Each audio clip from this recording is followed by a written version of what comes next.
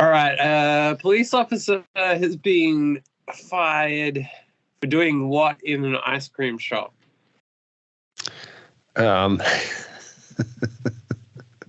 There's so many options which are probably completely wrong.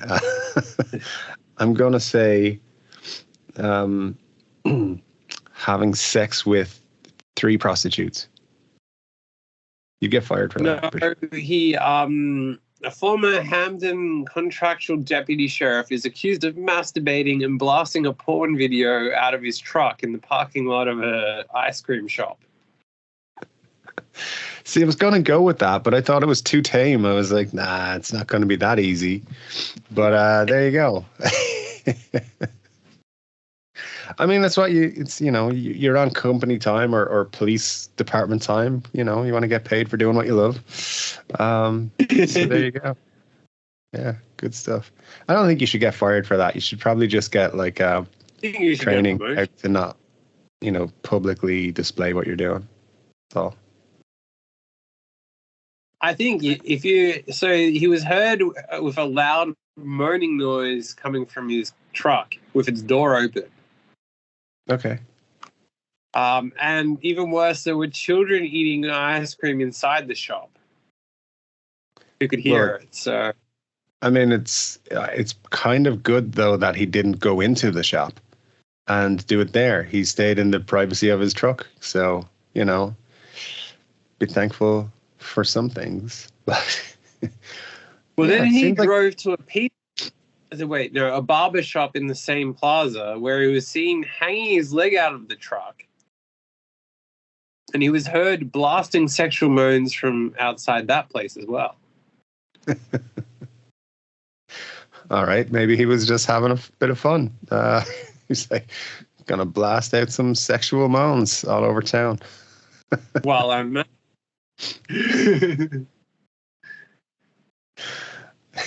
I love the description there. He was hanging his leg out of the truck. Like, all right, that's not the worst thing he could do. That's okay.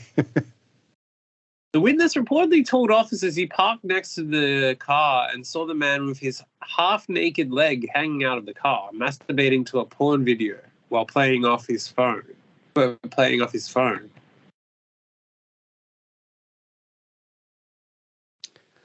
I mean, if he's not in your truck, mind your own fucking business. So, yeah, I mean, it's, as usual, the advice usually is don't get caught jerking it at work, just make sure you're talking thing. I don't know. I think as long as you're not hurting anybody, it's all good. So. He told police that he was watching porn after getting dessert, and one thing led to another. I didn't expect it to be good porn. I was just watching it for the story, and then I got hooked in, and then one thing led to another, and there was an extra topping on my ice cream. So here we go. He thought he was in a more secluded area, and apparently it wasn't. I thought outside this ice cream store was a secluded area. How was I to know there would be other people here? And this barber shop too. How would I know that there were people here when I got ice cream from an ice cream shop full of people? Perfectly reasonable somehow, some way. Justice for this man. He needs to get off right now. He got off earlier, but he needs to get off again. He needs to get off and off the charges. Yeah. I think it's time police lend a hand to a man who just wanted to enjoy some dessert. Yeah, all kinds. So there we go. Now, there's a new craze in Japan for people that need to resign. Do you want to guess what they do? Well, it's probably something quite hilarious. So I'm going to say they leave something nasty on their boss's desk. That's my guess. No, there are companies now that are starting that you can hire to resign for you because people are too nervous to resign. Okay. I feel like I'd be good at this job. How much does it pay? Can I get into it? Yeah, I'm going to move to Japan and get a job. It's great. I'm a professional resigner. I resign from jobs. Every day I go to work and resign for other people. So. You know what's going to be really awkward when you resign from this job? Today I'm coming in to resign. Yeah, we know. And you're due at 5:30 at the office. No, I'm resigning. Yeah, we know. Now you're going to be late, so get off there and resign. I want to know how they do the quality evaluations. Like, well, your delivery of that resignation was just 7 out of 10, to be honest. I got to give it more passion. Yeah, this guy says that when you try to quit, they give you a guilt trip. They try to make you ashamed and guilty that you quit your job in less than 3 years. And I had a very difficult time. I don't know why quitting in 3 years would make you guilty. I would be so good at this. They need to bring me over. I'll do all the resignations for you, Japan. I promise. It'd be so much fun. Be like, hey, this dude ain't working here anymore. Fuck you and your guilt. I'm out of here. And you better get a good recommendation for his new employer. Yeah, all that stuff. It'd be great. I'd love it. Got to work on it a little bit, but yeah, I don't feel guilty when I resign from a job. I feel like, screw you. I'm out. Going to my new job. It's gonna be better. Very weird. The company charges $144, 20,000 yen, and they contact the client's employer to inform them of their decision to quit, allowing the employee to avoid any anxiety-inducing confrontations with their superiors. Does it though? Do the superiors not go straight to them and be like, hey, we got a phone call to say you quit? Like, fuck, I paid $150 for that. Otherwise, if you don't like someone in Japan, just send an email and say, I work for Exit, a company for quitting. And you just quit for a bunch of people randomly. But so the pricing is $144 and they make a phone call to quit for you? Because, dude, I could make phone calls.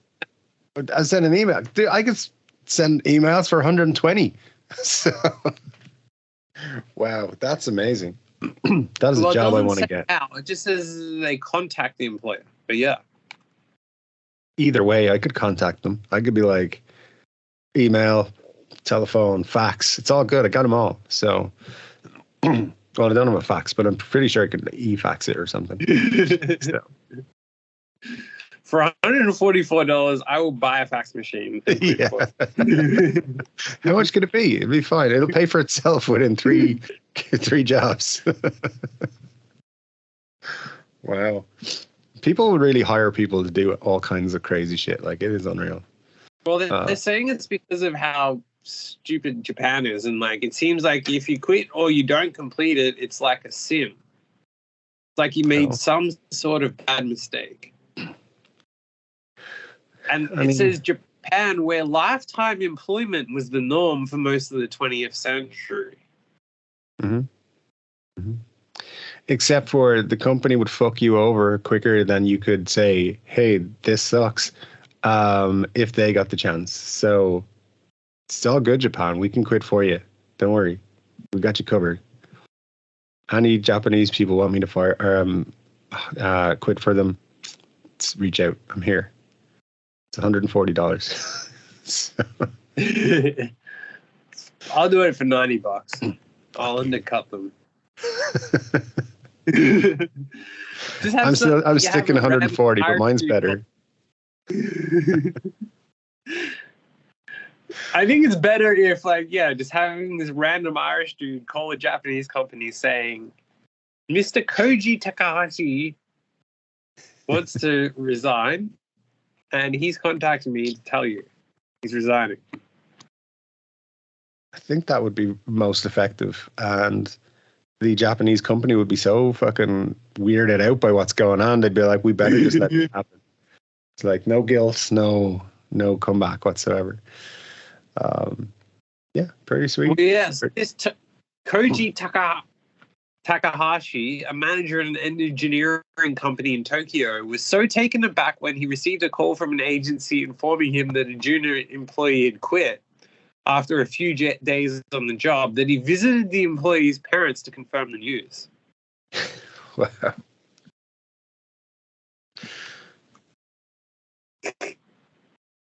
Yeah, that's what you want. You quit your job and your parents get a visit. Asking if you actually quit your job. Well, sweet. There we go. The guy said, I thought that if someone cannot resign without using this kind of service, it is their own loss and that they are an unfortunate personality who sees work as nothing more than a means to get money. That's what it is. Yeah. If it was anything else, they'd have their own company doing their own job for whatever they want to do. So yeah, don't be guilt tripping people. Japan, that's bad. So he says that they usually actually give their real reason for quitting as opposed to giving fake reasons. Okay. Yeah. So yeah. New industry 60 coming. Bucks. $60 like I'll make a phone and quit for you. I like it. I think it's an industry I'm passionate about. I want to get into it. I want to tell everyone's boss to go fuck himself. Yeah. So that would be the fun part.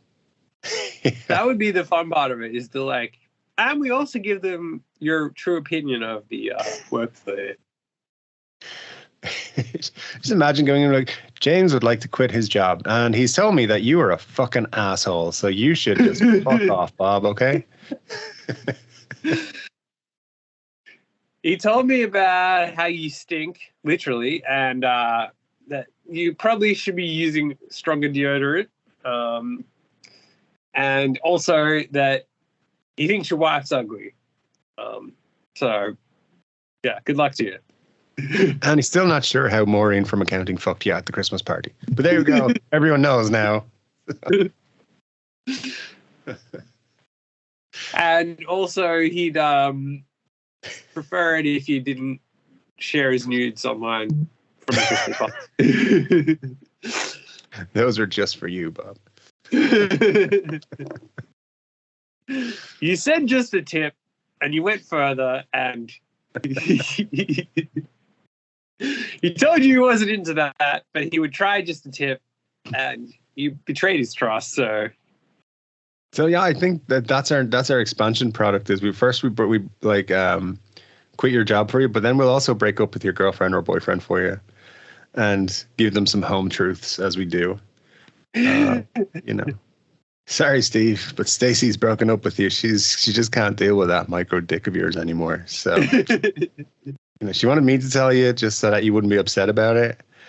Also, we're live streaming this because that's an extra feature. We've got like 50,000 people watching right now. How do you feel?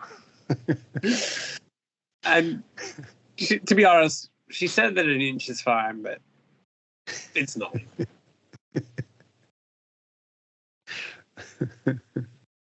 And I know she said that she'd only been with 2 other guys and they were all the same size, but sorry. Just trying to, let you down gently, but one of them was a woman and she was still bigger, so. Much bigger. So. Oh yeah. So there we go. New business. We always come up with new business plans on this show. It's every Sunday. You want a business plan? We got you. So. Yeah. Although remind me that I have to tell you one after this Uh-oh. that I come up with. No, it's amazing. And it's unbelievable that it doesn't exist. But anyway, how much soy sauce? How much should soy sauce cost? Like a bottle of it, or like with your meal, or? Yeah, at a restaurant.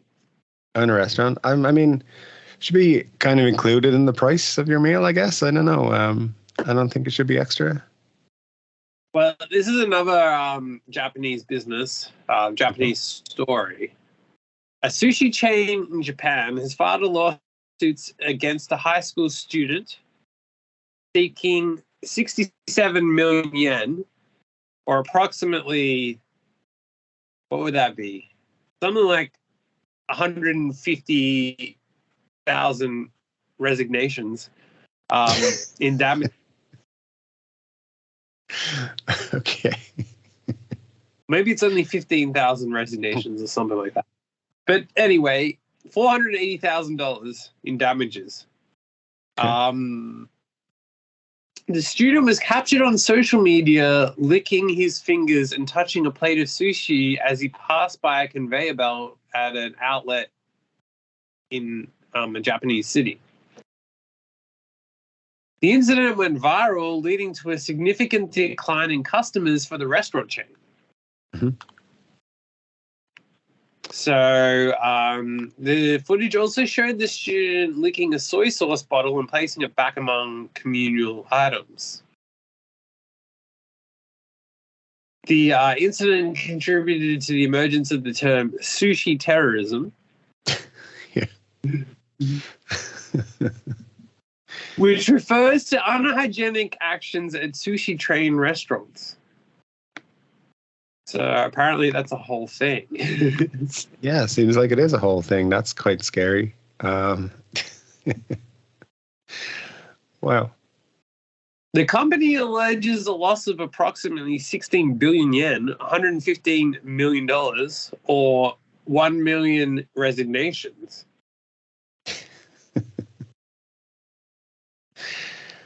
I mean, that's quite a lot, I think. But yeah, I mean, hey, if I saw it, I wouldn't go to that place. So I'd feel like they're justified in their claims, to be honest.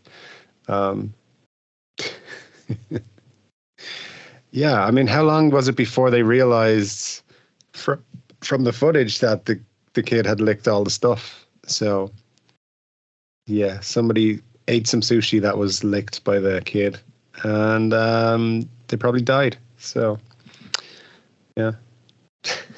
Yeah, well, the video got 40 million views on Well, Twitter.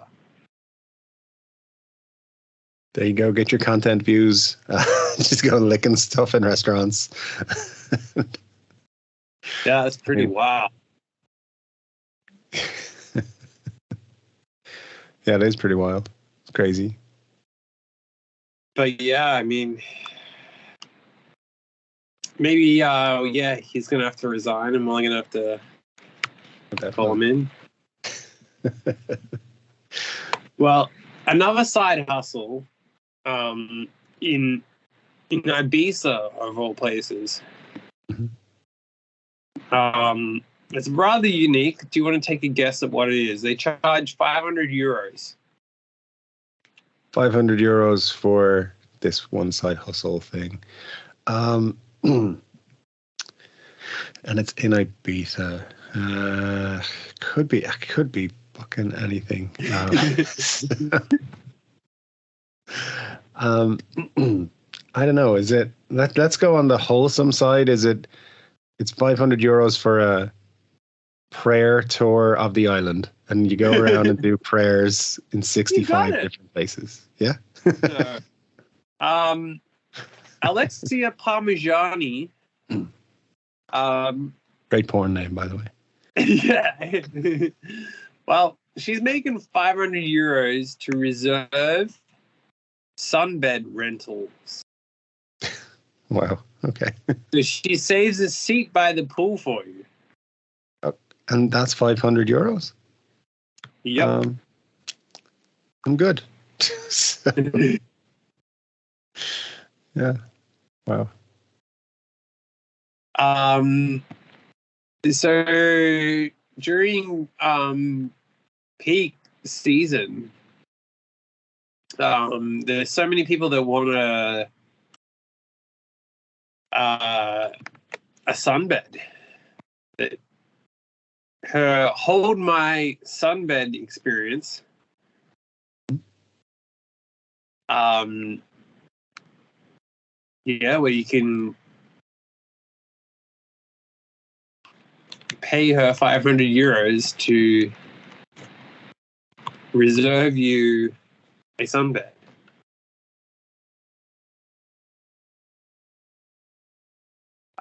So she complains that like people are out clubbing at 7 a.m. So how is it possible then to be at a sunbed by 11 a.m.? So usually the usually the good ones are taken. So she, as a side hustle, reserves people's sunbeds for 500 euros a day. That's crazy. But hey, if it's working, I mean, good business. That's but I don't understand. so it says once she's hired, she'll arrive at around 10 a.m. and negotiate with the club manager for the best spot, which is almost always in front of a long row along the pool and goes very quickly. She won't ever sit on the beds while she waits. That risks creasing the linens, and she keeps a fan on hand to stay sweat-free. Okay. For one person, to save one bed for one person, stands by it and is like, no, this one's taken if anyone comes up to it, and that's $500, 500 euros. That's Yep. I could do that. I could stand there waiting for someone for 500 euros a day. Fuck that. Jesus. She said while she's waiting, she'll keep the staff happy and be in constant contact with a guest private driver so she can be prepared for their arrival. But she says that wealthy, sleepy visitors can be unpredictable. Sure. One group of Americans who were always at least 3 hours late for every reservation, including their sunbeds, which meant she had to scramble to coordinate the entire day without any word from them. Sounds tough. 100 euros, yeah. Wow. That's wild. And it says that at most of the beach clubs there, guests can't book both a lounger and a lunch table since the venues are keen to keep all spots filled at all times. This means that she will also often be juggling a lunch reservation somewhere else while she's sunbed sitting. That's the nature of the beast. Sometimes you gotta literally be in 6 places at once. So yeah, that's what you get your 500 euros a day for. So you got to figure it out. It operates a team of 6 who can cover the major beach clubs each morning. All right, sweet. So that means she's doing like 3,000 euros a day in sunbed reservations. Well, I know what my retirement plan is. Jesus Christ, man, that's crazy. It does mean like, what? For 1,500 euros, you can hire a fixer as a club hopping after hours executive assistant. For 1,500 euros, you can go from nightclub to nightclub. I mean, can't you go from nightclub to nightclub anyway? No, it's an executive assistant to help you do that. Oh, okay. Well, I mean, it sounds like a future career I should be in. Just think, somewhere there is someone cleaning a toilet that someone is shat all over for like 10 euros an hour, if they're lucky, while this woman is earning 500 euros to clean, to reserve a sunbed. Yeah. Yeah.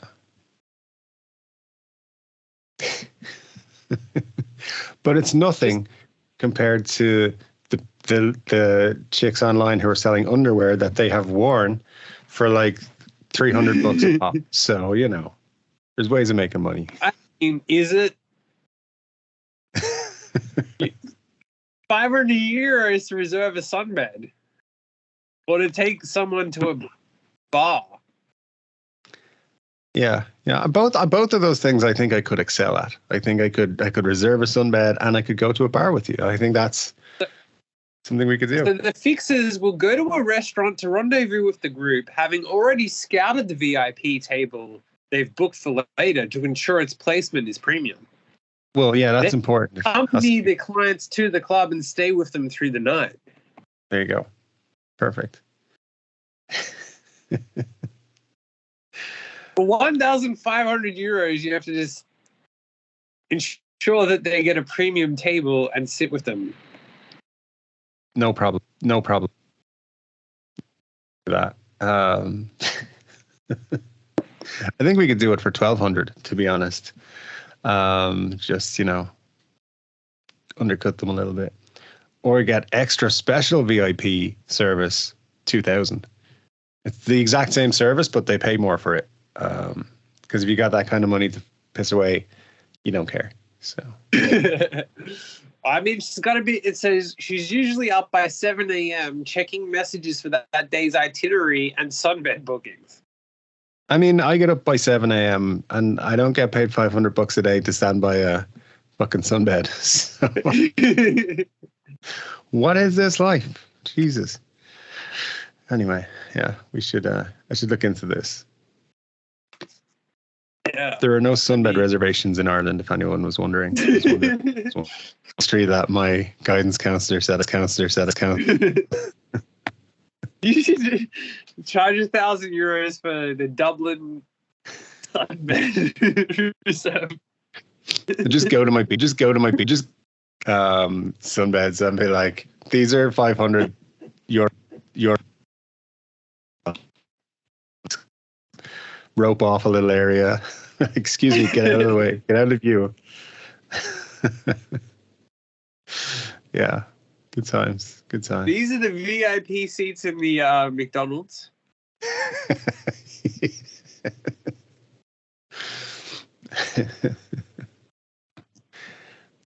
Yeah, I mean, we got to get in on this scam. Legitimate industry, not scam. I will be your private jet concierge and make sure your private jet is comfy. The cushions are well fluffed. I wonder, could you set up an online travel agency, but all you do is just book flights on Skyscanner for people? I mean, like charge them $500 a go. There you go. I mean, it seems like you could, based on the way these people. It sounds like there's just rich people who don't know how to do basic things, so they will pay the rest of us to do it. But then we become rich and we become those people, and then just it keeps going in a circle. So.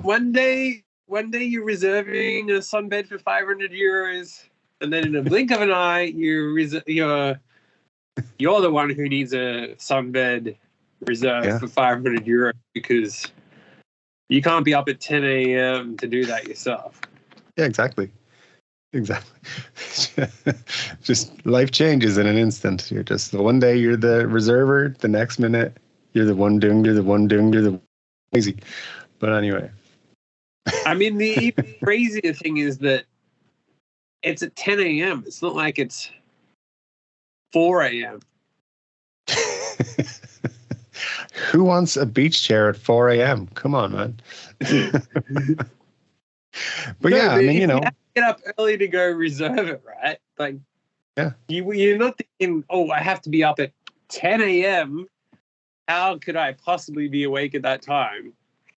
It's such an early hour of the afternoon. Obviously, it's still the morning, but you know, maybe you've been up until like 7 o'clock with all your supermodel girlfriends. I don't know. So you get like 4 hours of sleep if they let you. That's the life I imagine sometimes. So anyway, it's Yeah, definitely feel like it's unfair that there are people getting paid for this shit, and I actually go to a job that just makes me do work every day. So, yeah, I gotta look into these Well, if you want to alternate. quit, I'll up for you. We can negotiate. We'll see what happens. Just don't hire somebody when you need to resign. Do it yourself. Have some balls. So. I mean, yeah, it's wow. What we need to get in on the scam is the Paris Olympics. There's got to be people that are going to go there next year and need the VIP toilet. I've reserved you the VIP toilet at the curling. Let's sit the wrong Olympics, whatever. I don't know. The lawn bowls or whatever obscure sport they have. Could you just buy like a porta potty thing and just like paint it gold? And just like this is the VIP one. It's $10 a use. And then after every use, you just go in with a power washer and spray it down. I don't know. I think we could make a lot of money that way. So. Yeah. Pre-book. Oh, just a card. You sell a card online for pre-booking toilet access at the Olympics. Each card is €10. Sell a couple of million of them.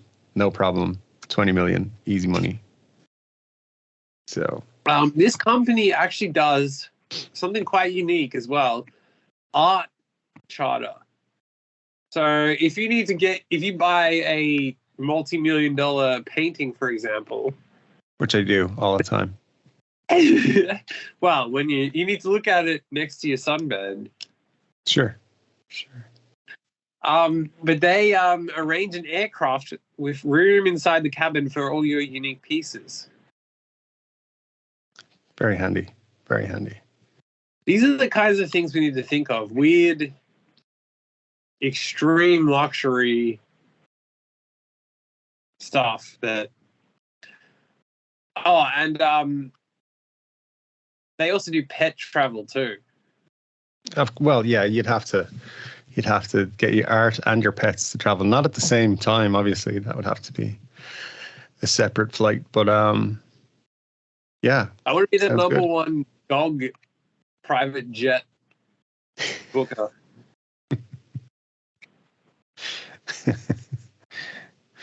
How depressing is it that there are dogs who are flying private and the rest of us are like getting on commercial flights like plebs?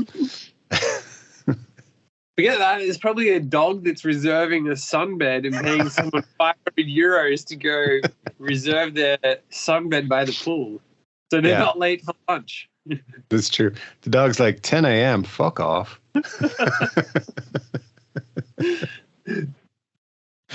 Yeah, there you go. Yeah. I mean, yeah, wow. Yeah, well, have you ever returned something that you've stolen?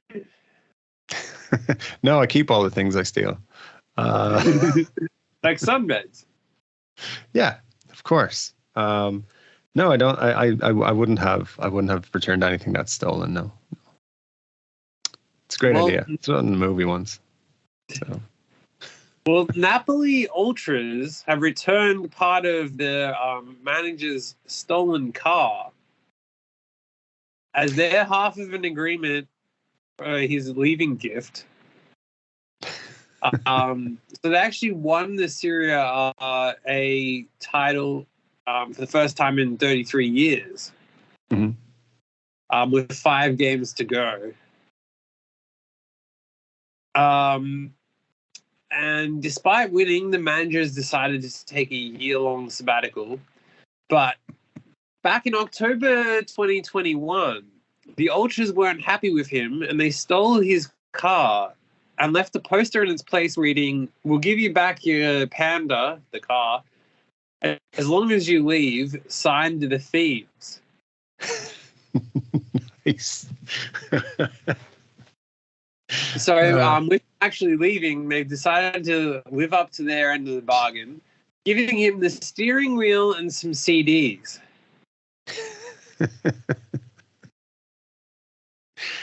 Well, that's probably the best part of the car is the steering wheel and the CDs he left in it, you know, because it's 2023. Everyone wants their CDs back. So, yeah, it's a nice gesture. He gets the team to be really good again. And then they're like, okay, fine, you can have part of your car back.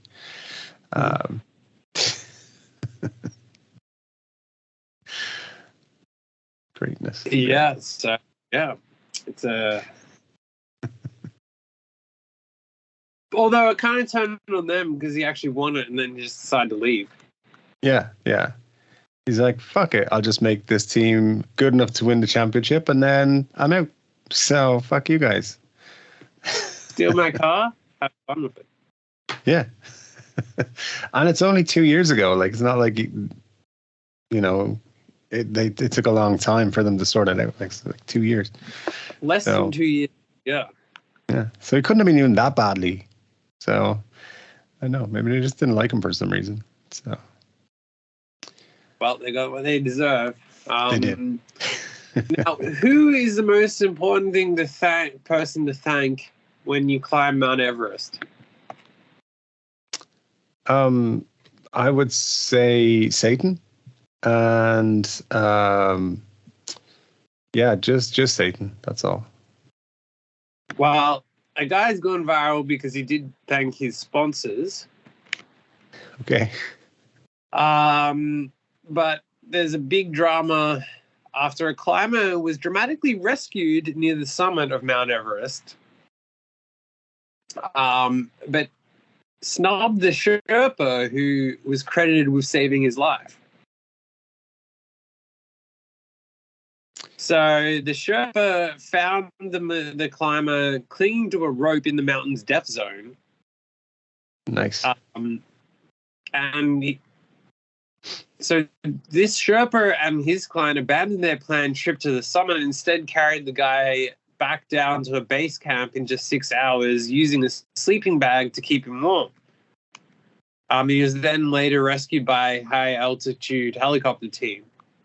Once he'd safely returned to Malaysia, he appeared on television to share his story and thanked his expedition partners and helicopter rescuers, but he forgot to mention the Sherpa.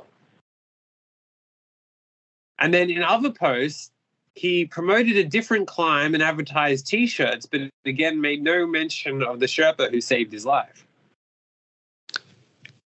I mean, it's not like the Sherpa's important to him. He's outlived his usefulness now. It's not likely to save his life twice. So, why would he thank him? That's, super dick move, but there you go. Oh, no, it doesn't stop there. So after commenters suggested that he'd blocked the Sherpa altogether, the Sherpa reposted an Instagram story seemingly confirming those claims. Okay, well, that sounds like this guy's just a dickhead. Then, after continued backlash, this guy eventually included the Sherpa in a list of Sherpas who contributed to his rescue, saying Sherpas are people who are so committed and dedicated to their clients. But he failed to acknowledge that Sherpa had single-handedly delivered him to safety at the base camp. Well, it's all part of the service. You sign up to be a Sherpa, you sign up to save people's lives. It's part of the gig, I guess. So, it's just your job. You don't get special thanks for doing your job, man. It wasn't his. That's not the issue. Apparently, to this guy, he's like, yeah, you saved my life. Thanks for doing your job. I'm sure this guy is a big tipper. There wasn't even that.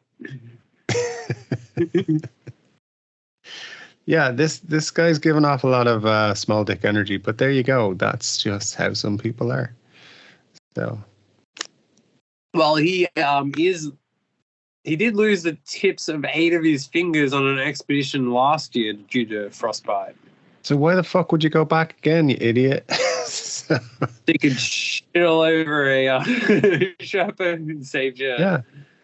Seems like you've just begged for your own punishment here. That's a bit stupid. You're clearly not good at climbing mountains, and you try to climb the tallest mountain in the world. Well done. Well done. You're lucky to be alive, and you don't thank the person who saves your life. Yeah. So there you go. It's a lot. So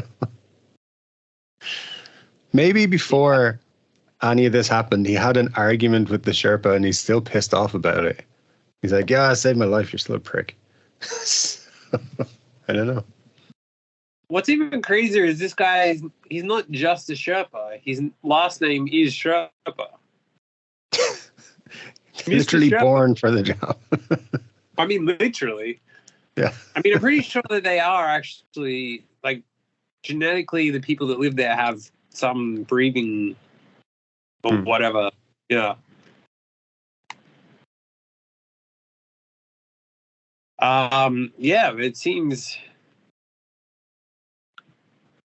absurd that, like,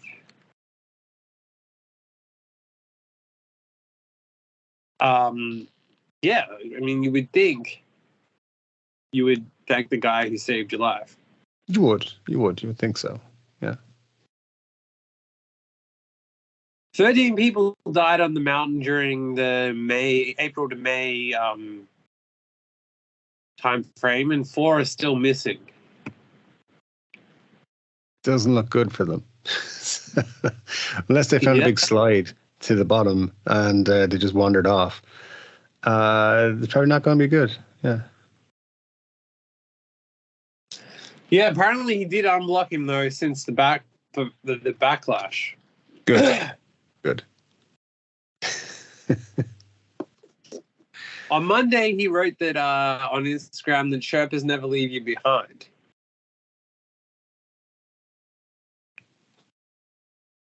But apparently, Sherpas have more honor than these clients, for sure. It's crazy.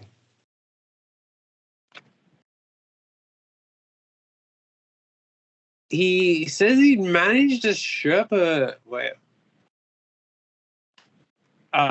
Managed a Sherpa bonus payment for the rescue person involved, and he paid all the expenditure of the oxygen used in the operation.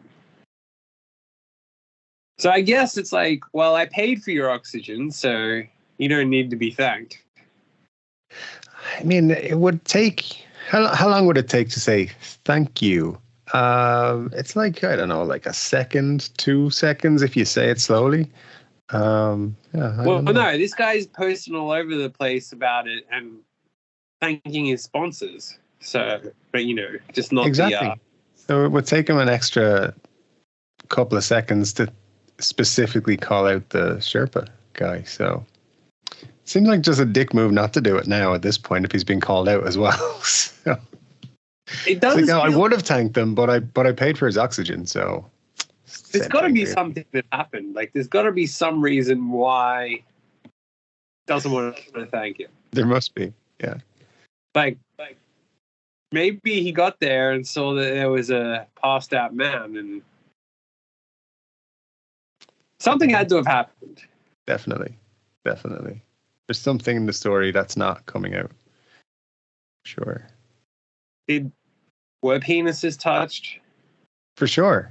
That's why you go to Mount Everest. So, in the hopes of finding a passed out man to touch. Yeah, exactly. Well, here's a nice record we could have tried to break in the related 4 Everest ascents in 10 days. No. Why would you do that? Sherpa is a battling climbing record to climb 4 times in 10 days. I mean, but that's crazy. So, yeah, I mean, surely you're just, at that point, you're just risking your life in 4 days or however many days. I mean, you're risking your life anyway to go there, so. Yeah. So just keep going up and down. I mean, basically, you're just trying to get killed is what's happening. Like, if you survive the first time, you should be like, that's a miracle. But there we go, it's done. Well, it's not that big of a miracle. It's not like you need to thank anyone who helped you and saved your life on it. Well, that's true. Well, it's rare that we cover history on the show here, but today we're going to. Okay. You want to guess why? Are we talking about Easter eggs again? That was the last time we covered history, I think. Yeah. No, nothing to do with Easter eggs. Okay. All right. Sweet. Dildos then. Not much invention more. Of the dildo.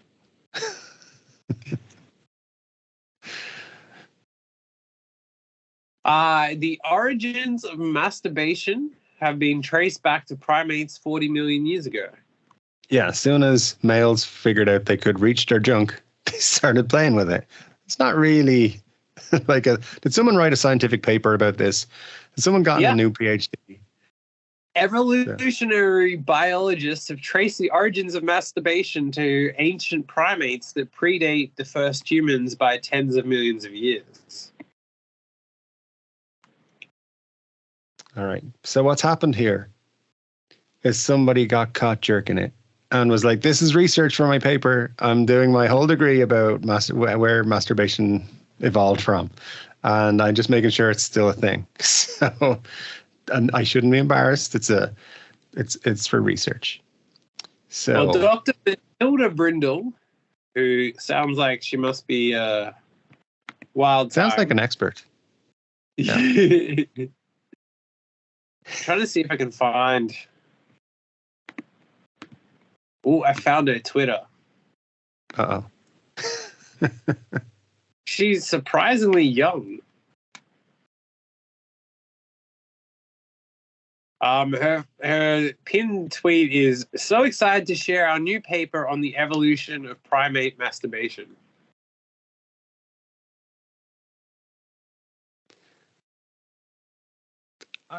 Okay. I feel like this is a weird story, but there you go. This is weirder than most of the stories we cover. So anyway, it's not that some species woke up one day and started doing it. This is an ancient evolved trait. They delved deeper into the history of the behavior in the hope of understanding the origins of what at first glance seems an evolutionary conundrum. From an evolutionary perspective, masturbation appears costly, distracting, wasteful, even risky. Now, you've been known to have some risky masturbation sessions. Of course. Yeah. But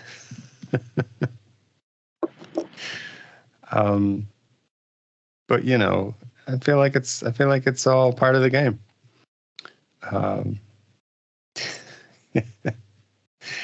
I just wonder, because this thing says 40 million years ago. How did they know? I mean, how did they know it's not 50 million? So, kind of. Listen, this woman spent a lot of time analyzing the data to overcome to somehow establish that it was 40 million years ago. Did she interview some primates to find out why they masturbate? That's what I want to know. Because otherwise, how does she know her thinking is correct? Yeah. Well, she says a low-ranking male may masturbate just enough to increase their sexual arousal before sex, meaning they inseminate their partner faster and before a burly competitor has a chance to knock them off and spoil the fun.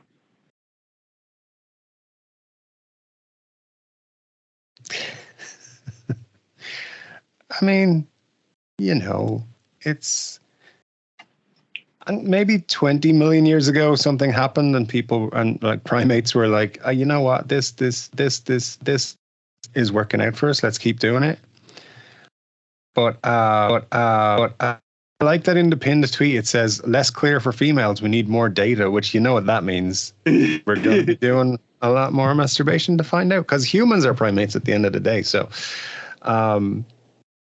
yeah, I feel like we can expect lots of research masturbation to be done. Well, she does say one idea is that masturbation before sex affords female primates some influence over which male gets them pregnant. I mean, they have that as it is currently. Like humans do, they can be like, I don't want to be impregnated by that person, so I will not let him ejaculate inside.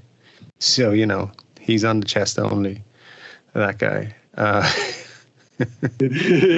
Take no risks. You are only allowed to shoot it on the back. That's it. So that's your regular Thursday night discussion. Where are you finishing tonight? Not where you want to. So yeah, you know, it's all good.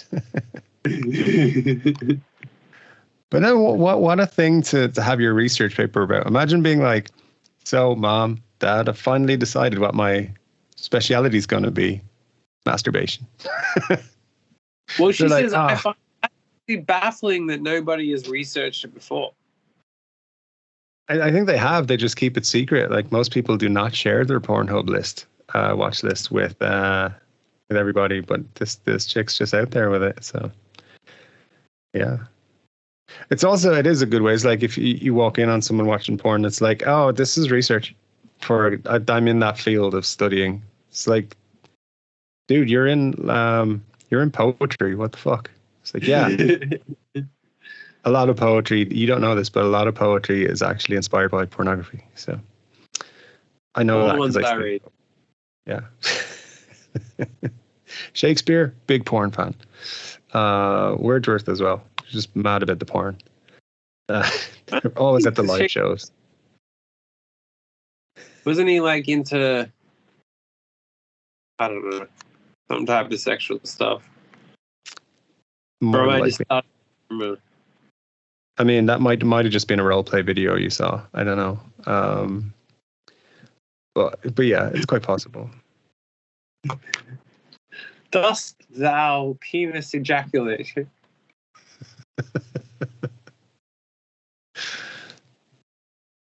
You know what the thing is about this story?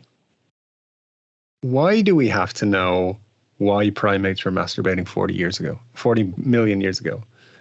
Why do we have to know why they do it now? The likelihood is they like the sensation. That's all it is. They're like, this is good. This is good fun. I got nothing else to do. I'm bored. My boss is looking over. I just wanted to show him I'm enjoying my work. Like, who cares? But in this, and I've gone on to like her other research. Uh-huh. Last year at this time, she did spontaneous nocturnal erections and masturbation in captive male chimpanzees. Okay. So why do male chimpanzees get erections in their sleep? Why do humans get erections in their sleep? Because they having dirty dreams. That's why. Yeah, but I mean, she's chosen to study that, so you know. She's passionate about it. She's passionate about primate erections and masturbation. Look, we've all got our kinks, man. You know, no kink shaming on this show, but it seems like a weird one to focus all of your energy on. This is what I'm going to dedicate my life to. Primate erections. Well, she did venture off into anecdotal observation of a sexual encounter between two male naked mole rats. I mean, that's just not called for. I mean, you know, that's private between those two individuals. They were out just having a few beers. One thing led to another. You know. Yeah, I mean, she's been researching this. There's a thing from 2017. Okay. A PhD student who is researching the evolution of autosexual behaviors, masturbation in primates. So she spent a good 6 years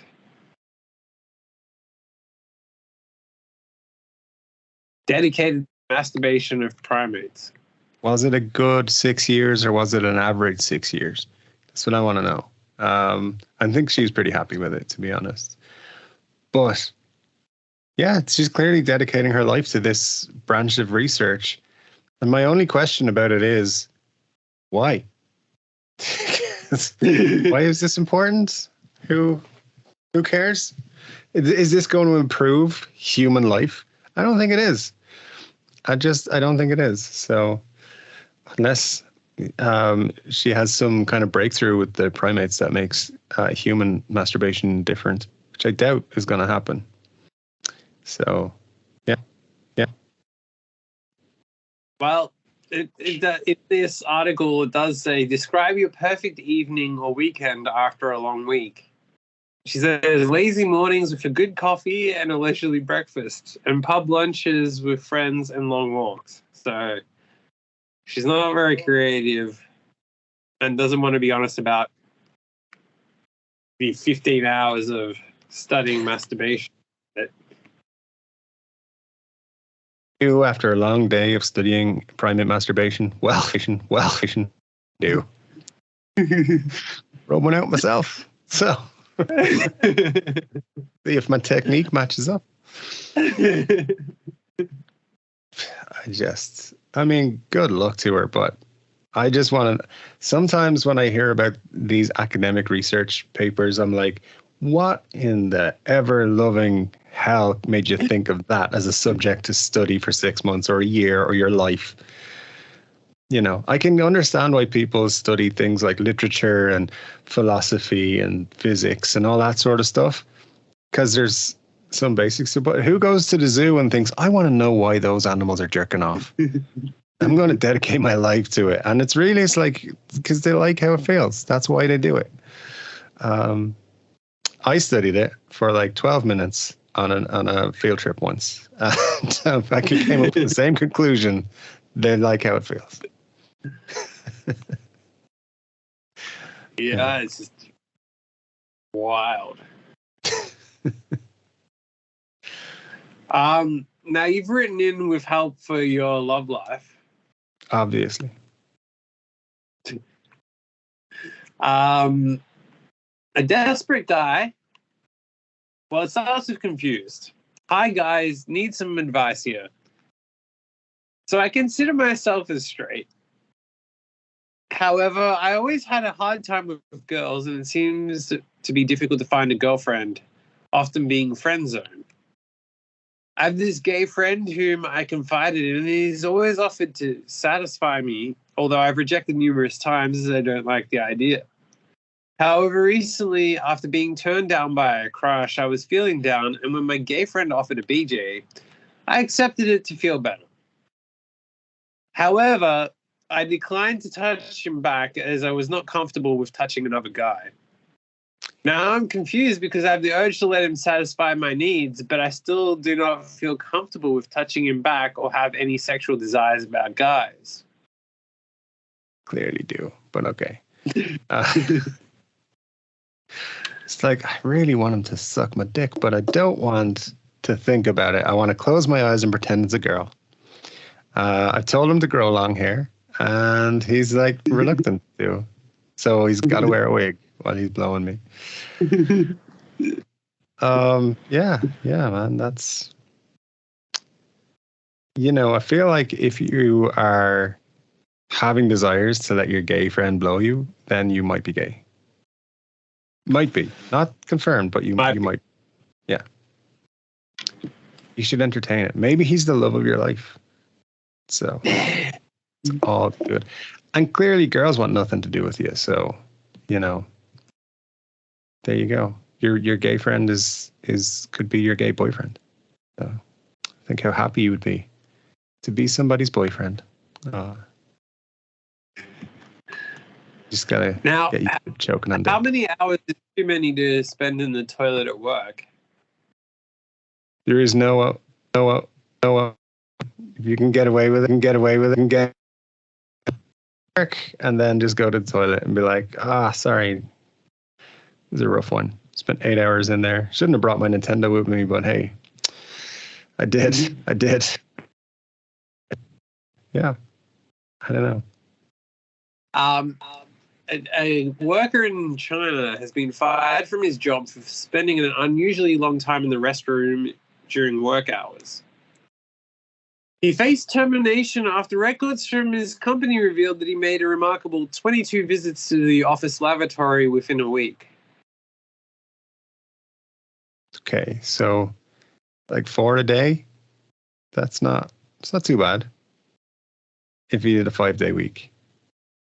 So, well, he had a habit of using the restroom 2 to 3 times per shift, with his extended stays ranging from 47 minutes to an astonishing 3 hours. Nice. So, yeah. Maybe taking 2-3 hour toilet breaks a day is a little bit excessive. I think that's quite normal, to be honest. I think maybe he has a medical condition where he and needs to just go to the shitter for 3 hours. I think that's perfectly reasonable. Just get a doctor's note. Be like, this dude has an issue. Needs to be allowed as many toilet breaks for as long as possible. Well, in December 2014, he did actually go under surgery. But despite the recovery, he continued to experience pain, leading to his extended restroom breaks. Mm-hmm. Due to frequent absenteeism, tardiness, and leaving work early, the company made the decision to terminate his employment. Despite his efforts to dispute the termination in court, he was unsuccessful in regaining his position.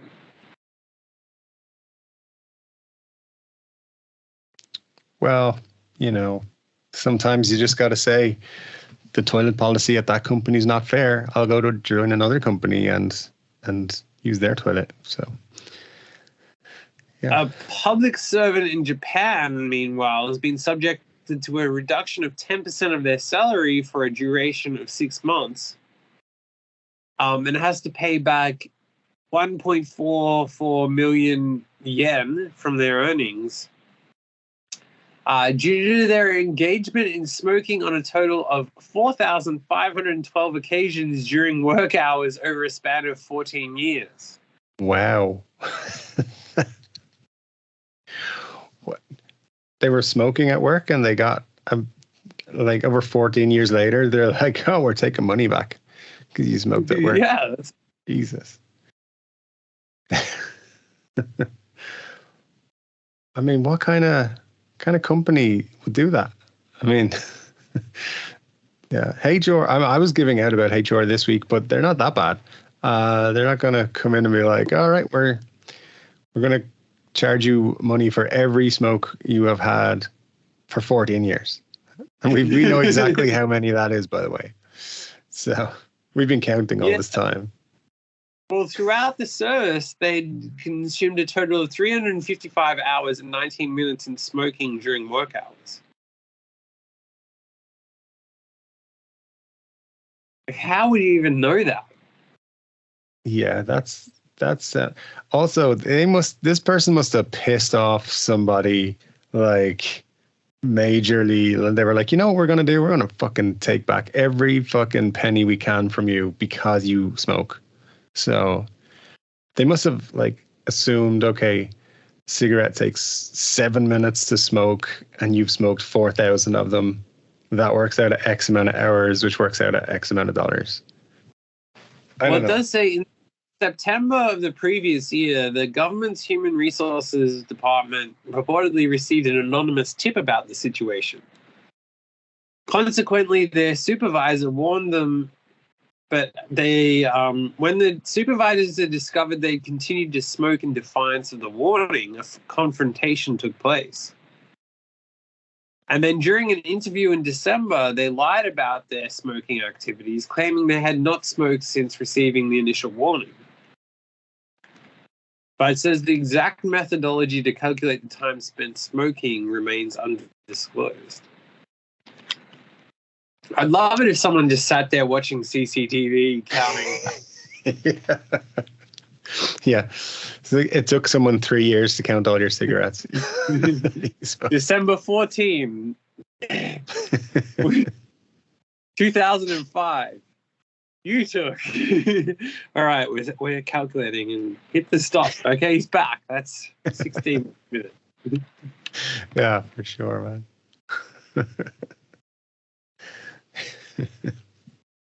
That is absurd.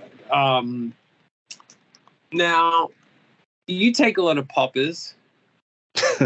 I wouldn't say a lot. You know, the average amount. So. Well, the FDA says people are confusing poppers with energy shots and dying. I mean, you know, it's not like they're sold in the same places. So it's like, oh, yeah, I'll just get one of these energy poppers right here and take one of those. Get me through my day, through my meetings. Yeah.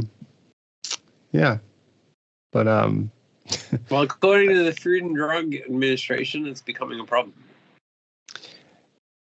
There's certain places in the world that are just becoming dumber and dumber, and I'm not going to mention any, but like that's ridiculous. So yeah, that's all I'm going to say. It's ridiculous, crazy.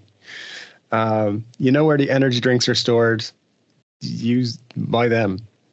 Also, yeah, if you're in the places where they sell the poppers, don't buy them. If you're looking for energy, that's not what they do. So. Spoken like a man who knows his poppers. I mean, I'm a energy drink aficionado. Let's just go that route with this one. Well, finally, a doctor has been charged with sexually assaulting a client. Do you want to guess how?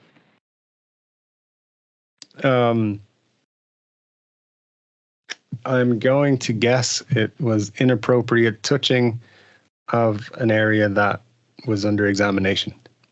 Nope. Damn it. So that was my guess. Well, the woman drank her coffee and then was shocked after discovering a gloopy substance at the bottom of her cup. Oh, Jesus.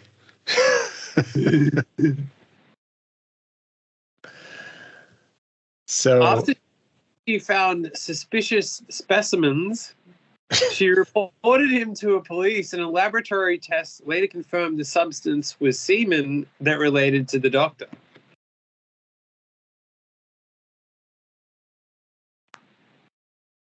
I just don't know.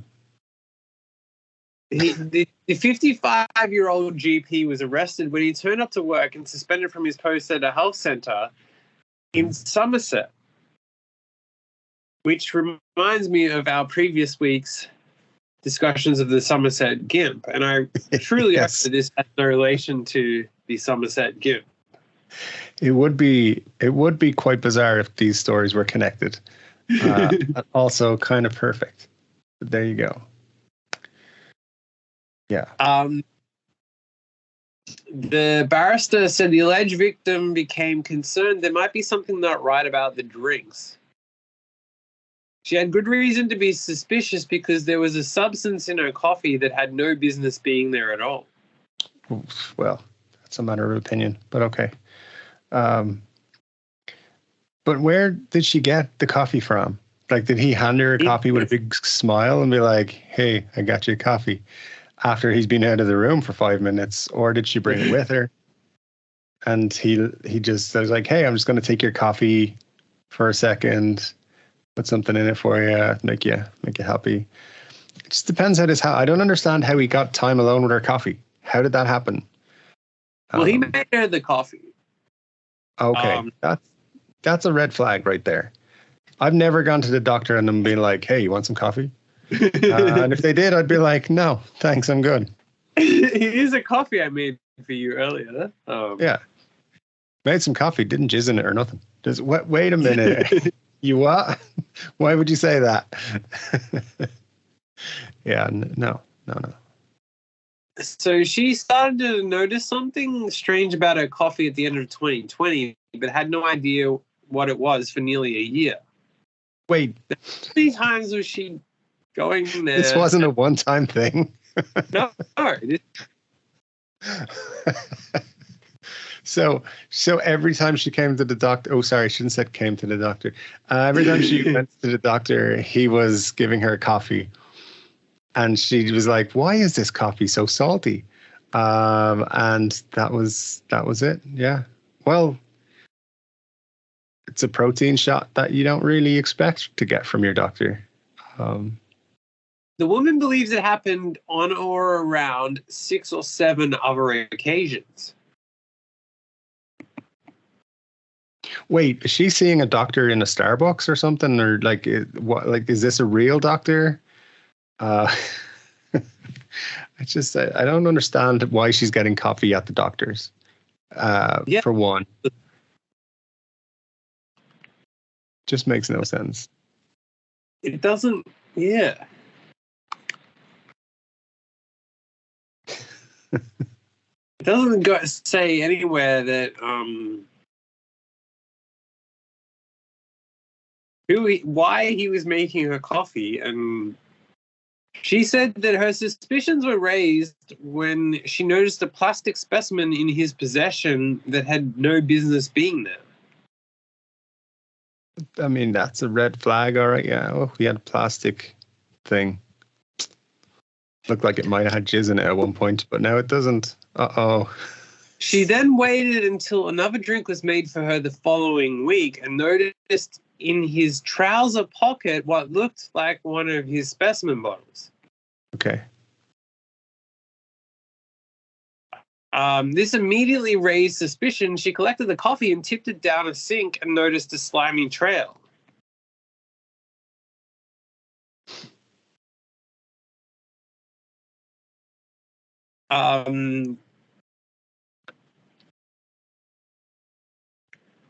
He denied it and was shocked. He later claimed that due to a condition he has managed since a teen, he lets out semen while defecating and that some residue might have remained on his hands. That's not better. That's a lot worse. So I did not intentionally ejaculate into your coffee. I did actually ejaculate while shitting, and they made your coffee and accidentally put that into your coffee. I didn't wash my hands. I thought, it's fine. There's probably not jizz on my hands. It's probably, so it's okay. Then I examined you, and then I made you coffee, and it was accidentally in there. So, yeah. Now, he did also accept that he masturbated in toilets, but was not sexually gratifying himself over the victim, and he may not have washed his hands. This is the worst doctor ever. Like, you can't do this, bro. I did jack off in the toilets before making you coffee, and I may have forgot to wash my hands, but I wasn't doing that over you. Yeah, so. I was thinking about your sister. I wasn't you that I was thinking about. Well, when you visit Australia, I'm going to make you a good coffee. I'm never drinking coffee ever again. There's probably people who would be like, you know what? That's an extra I would pay for, but Starbucks don't offer it. So there's a coffee shop chain out there. You just got to like jizz supplement an extra $2. There you go. Make some additional cash. But yeah, first of all, never going to a doctor's ever again. And secondly, not taking a coffee if they offer me one, which is fucking weird in the first place. And also check that your doctor washes his hands. So, yeah. However, so in his defense, he says he doesn't have any sexual interest in the victim. Mm-hmm. He did not behave inappropriately at any time and did not exclusively make coffee for her. Again, another problem, because that's just saying, well, so it seems like his defense is, I didn't make coffee just for her. I jacked off into and forgot to wipe up, and it may have been someone else's coffee too, because it wasn't just making coffee for her when I accidentally put my semen into her coffee. Why is this doctor making coffee for people? What's happening? Who? After masturbating in the toilets. Yeah, like, I've got a really important patient to see. Better go crack one off before they get in. And then it's just the time ran out. He was like, I don't have time to wash my hands. I'm not even going to check them. Just, I'll make her coffee. It'll be fine. Especially as the doctor as well. It's like, there are some jobs where you could forget to wash your hands and it's one thing. Like, it's bad enough, but like, as a doctor, it's kind of important that you wash your hands regularly. I mean, it's protocol. Like, they wash their hands a lot, when you're there, to make sure they have clean hands when they're touching you. Okay, there's a better explanation that his defense came up with. So he did not make the coffee on the 13th of September and denies putting anything into her coffee at any time, and does not know who did so. He did not tamper with her coffee and could only assume someone else did as a prank. Yeah, where did they get your jizz from, bro? Well, the defense said, while a sample of coffee collected from the 13th of September contained his biological fluid, he has underlying medical condition where semen will discharge when opening his bowels. That is a direct quote from his defense. She said the semen was a byproduct of defecation and not sexual in nature.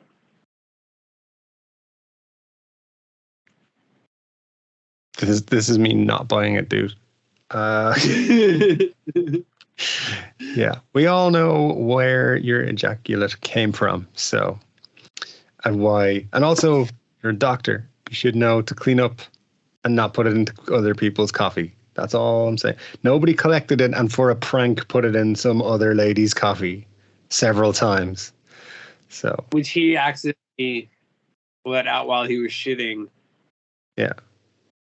So theoretically, someone he shit and ejaculated at the same time, and someone then somehow collected that and put it into her coffee. Mm-hmm. Mm-hmm. A very believable story, to be honest. Very believable. I've never known a doctor to make coffee for anybody, so at work or not. So I don't know. I'm going to have to question the doctor the next time I see him. So do you make coffee for your patients? And do you ever put a little extra something in? You know what I'm saying? I read a story online. Yeah, that's fucking weird. So that's all I can think of on that one. Crazy stuff. Yeah, but it's just even the explanation as to. It's nuts. Yeah. I was shooting, forgot to wash my hands. Someone as a prank then took my semen, put it into a cup. Now, I want to know who these pranksters are, because they clearly they're on some high level stuff. I mean, yeah, that's the highest level of prank you can do. To know that someone has a condition where they ejaculate when they shit, collect that ejaculate, put it into a woman's coffee. Make sure he doesn't wash his hands as well. Yeah, it's all around crazy. That's all. I just don't understand any of this story anyway.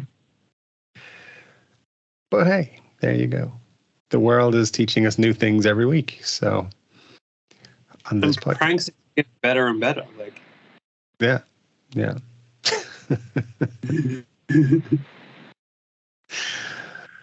Well, man. Well, there we go. We've got so many fun stories this week. We've learned new businesses. We've new doctor goals. All of the things are happening. So I got to get a new doctor.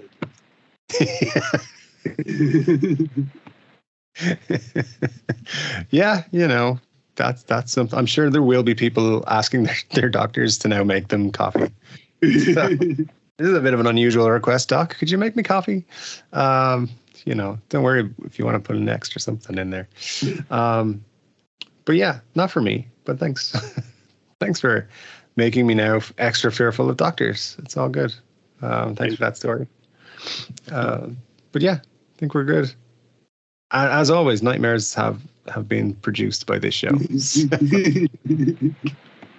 We're always going to end on a high. We do. There's always that one last story that's like, you're going to dream about this for at least 3-4 weeks. It's not going to leave your mind.